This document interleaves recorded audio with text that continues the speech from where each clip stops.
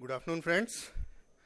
Friends, I am always confused about what is marketing, what is branding, what is advertising. So I asked one of the expert, like our next speaker, कि boss, ये सब क्या है? So he explained to me in very simple way. He told me कि you go to a party, you see a beautiful girl, you want to be friend with her, you go directly to her and ask, hey, I want to be friend with you. How about a Friday night dinner? That is direct marketing. If you catch hold of your friend, give him a beer, and instead of you, he goes and asks that girl, my friend is very good person, would you like to go out for a dinner with him? That is advertising. Then, instead of asking about yourself, if your friend asks a date for himself, that is competition. And in this whole process, if that girl give you a tight slap, that is customer feedback. And instead of all these things, you go to the party, you see a beautiful girl, she come to you and say to you, hey, I heard you are a very good person. I want to go out for a dinner with you. How about Friday night dinner? That is branding.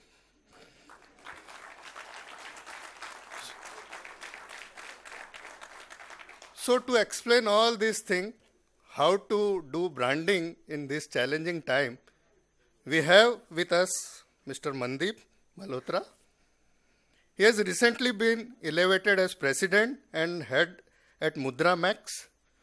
Now he will be in charge of the Mudra Max offering comprising of experiential businesses like Kid Stuff, Celsius, Terra and Consria, and retail cluster.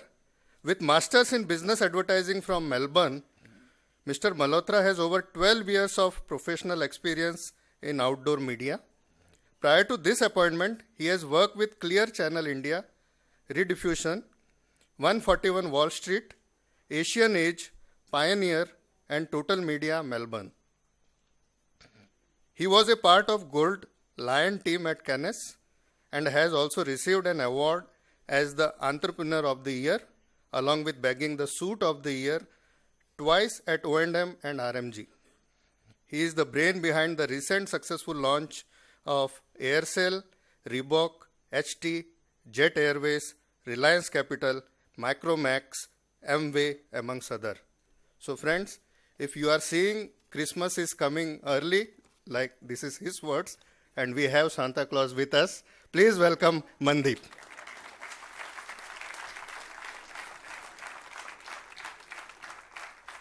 When I first time got the mail on TiEcon, I thought, yeah, come on, yaar, it's TiEcon, right? संधि विच्छेद करते हैं. So I decided tie पहन के सबको जाके बताना है कि मैं कौन हूँ. So that's TiEcon for me. But obviously, while I've been waiting, I've learned a lot here already. To me, coming here is a huge inspiration in itself. And if I really say मैं कौन हूँ, I think I am nobody in front of all the people sitting here. I just want to know how many of you are entrepreneurs who are sitting here with a raise of hands. And how many of you think you are entrepreneurs? So if you really are an entrepreneur, I'll just request you to do one small exercise. Shake the hands with the person on your right hand side and just tell him that you're an entrepreneur. Come on, do it. It'll be good fun. So the reason why I did this exercise was I've been sitting there for last almost hour and a half, and I was feeling so shy asking the person next to me, who are you? So now I guess you would know who's sitting next to you. I'm fondly known as Mandeep by friends. I've actually, the introduction was very old. It's not 12 years of experience anymore. I wish I was that young. But the years of experience has grown with the last few years. Yes, I have done my specialization in advertising from Melbourne Uni. In the workforce for almost 20 years, in and around the advertising business. I tried the technology business, and most of you I saw in the last session raising hands when they said who's from the modern technology space. Most of you you put your hands up. I'm not shy to accept that being a third technology didn't gel well with me. I did a 8-month stint, and then really came back to my first love, which is advertising. I think even from my schooling years, I was very clear that this is the industry that I will be in. Very few youngsters really have that clarity. That's the only passion that has got me where I am today. I've driven cabs, I have plucked oranges in farms, I've done service as waiters in restaurants. So various experiences, but I was very clear advertising is what I have to be. But it's not really about me today. I think I will not be discussing about what I am post this, but it's all about India. Today's India is breeding ground for entrepreneurs. There are 1.2 billion people in our country, and 52% of them are younger than 28 years of age. So it's a minefield waiting for entrepreneurial people as a country. You will see so many more competitive entrepreneurs coming in, and I think this is a generation which can take a leap and be the first ones to set up benchmarks. To me, India is no more a single path to purchase. India has many paths to purchase. It's not how we all on the road see a traffic jam. In the media environment, a traffic jam is actually a 5 media event happening at the same time. A house today, in all probabilities in the metro spaces, has at least 4 remotes in the house. There are 13 prime times. It is acceptable, and the penetration levels have gone to 130% in urban area of people to have 2 mobiles with them. A mall has many weekends in the mall.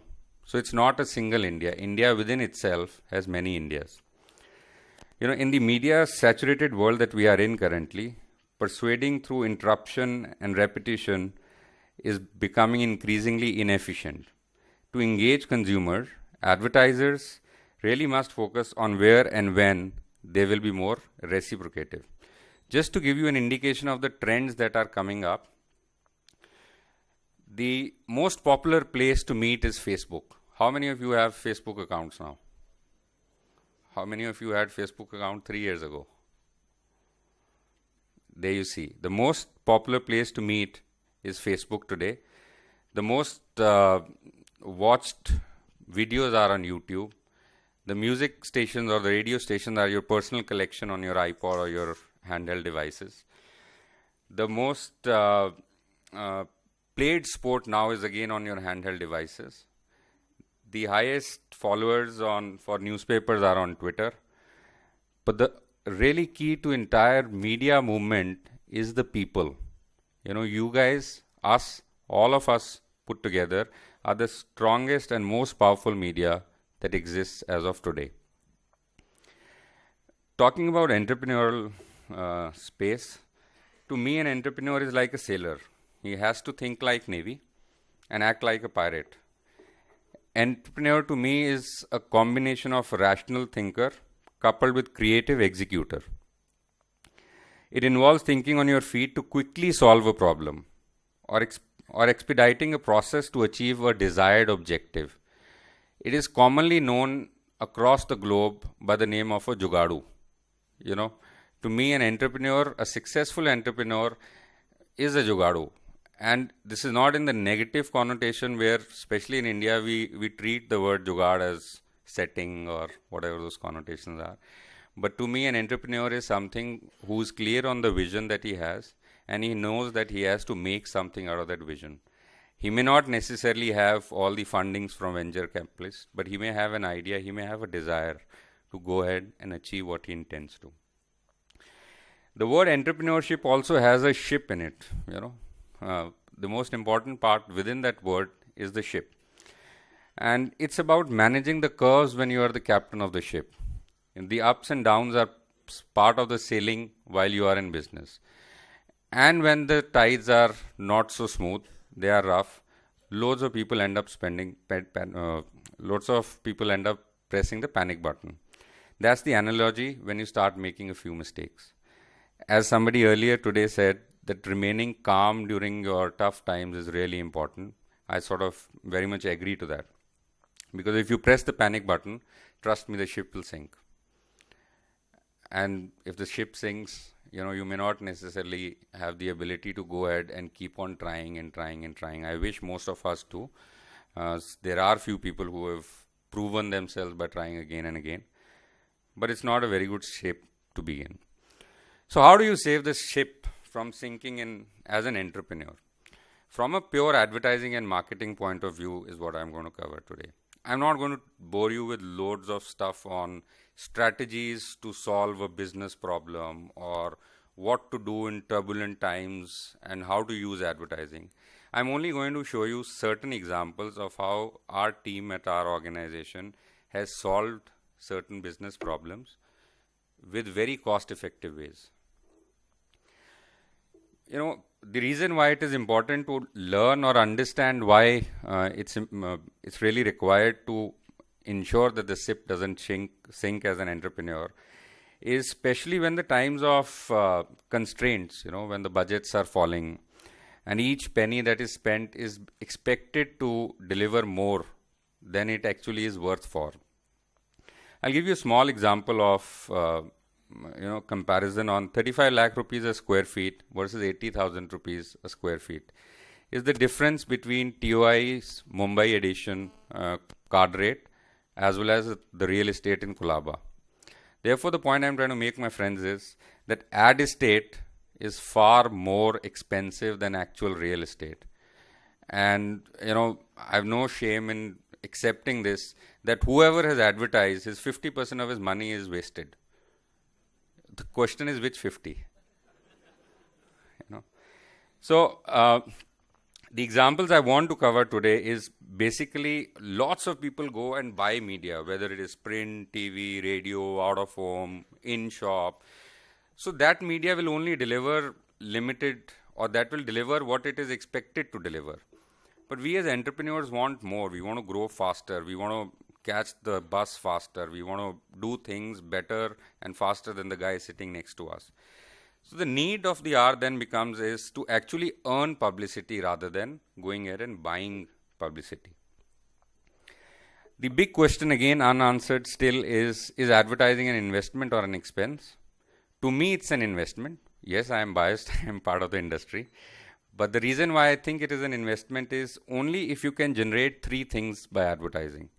Either generate opportunity to see, or in today's world, generate opportunity to chat. Your friends should talk about it. Your neighbors should talk about it. Your peer group, your colleagues, people should talk about it. If that advertising can generate opportunity to chat or an opportunity to forward, the amount of jokes which are forwarded is amazing. But how many advertising case studies are forwarded is a real challenge. So it's an investment in the business. It's not an expense, as long as, to me, if your advertising is delivering these three things. Now, we will see loads of international groups and people who were entrepreneurs who have really grown big, fighting with us on day in, day out basis, and they may also have, for example, one of our clients has a department which holds the custodianship of making innovative things. And they've got some 70 patented products which they have not even launched in the market yet. And similarly, there'll be somebody sitting in Nagpur trying to think of a similar product, and you won't necessarily have the might to go ahead and beat the advertising spend or space that they might compete with. Therefore, if you can't really outshout, you really need to outthink. I'm keeping, in the times of current scenario, Pope Benedict XVI's resignation is a reminder and is the most talked about event in the last 1 month across the globe. It's just a reminder of how tough leadership really is. And all entrepreneurs are leaders. Inbuilt leadership qualities exist in them. Neither CEOs nor spiritual leaders are supermen. And it's important that they admit that to themselves. Otherwise, they'll be lying to themselves, their teams, everyone. I don't think this is primarily about the age of the Pope looking at retiring. I think it's really about the energy and enthusiasm and kind of physical, moral, intellectual, or an emotional verve, which I call an appetite. If you have it in you, the appetite to go ahead and do things, there is nobody who can stop you. It's something that every leader is responsible for maintaining and sharing. As I said, I'm sticking to the current. The biggest change has been the change of Pope, and these are the 10 commandments from Pope Mandeep.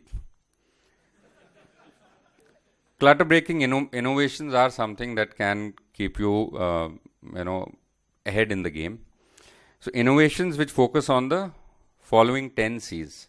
I'm going to share 10 cases which are to my understanding and to my own experience, and this is all our own work, which sort of will decide whether strategy at low cost works for you and is talked about or not.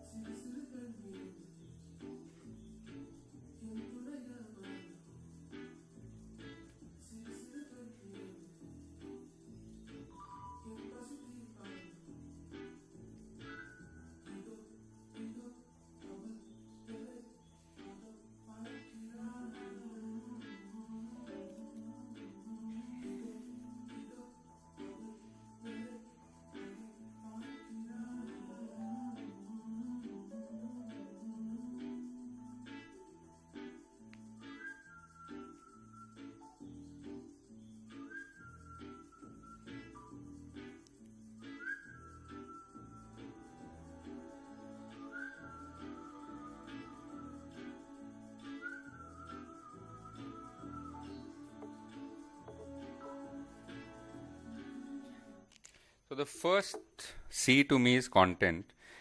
If you look at the mime artist, they really added a lot of drama to the product proposition. The product is about, it's a remote controlled music, remote controlled mood lighting. So Philips developed this, and they said, how do we go and tell people if we place products in various places in stores, will they buy? And it was very interesting and engaging for us to go ahead and use this mimicry artist. With the blues, they will have the reactions of blues. With red, they will frown and be very upset. So that was one of the, the first C to my 10 commandments. The second is context.